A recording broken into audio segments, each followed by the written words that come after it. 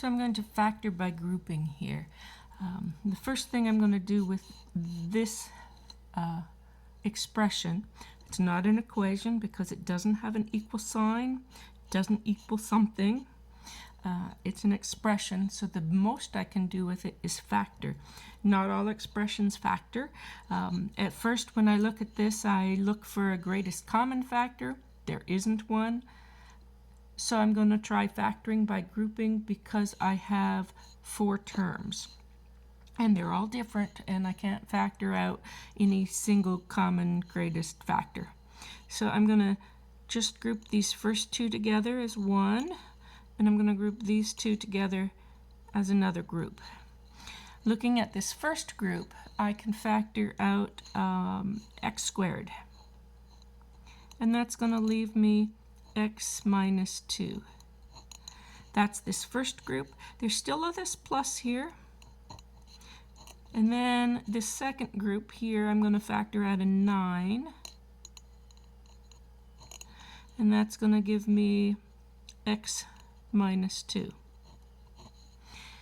So if you notice, this x minus 2 and this x minus 2 look the same. They are like factors, but they're not factors of the whole thing. I can, however, pull them out, and so I'm going to pull out an x minus 2, and what I have left is going to be my x squared plus 9.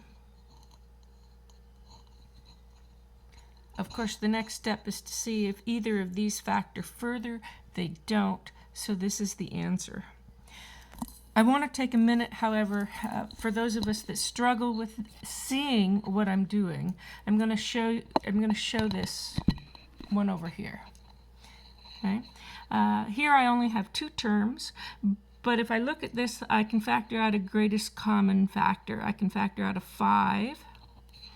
I can factor out an A and a B. So this first term is 5AB times 2b. This second term is 5ab times 1.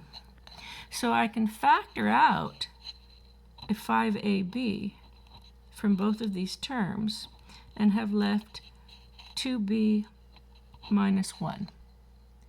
That's essentially the same thing I'm doing here, only the term that I'm factoring out has a subtraction in it. Let's do one more.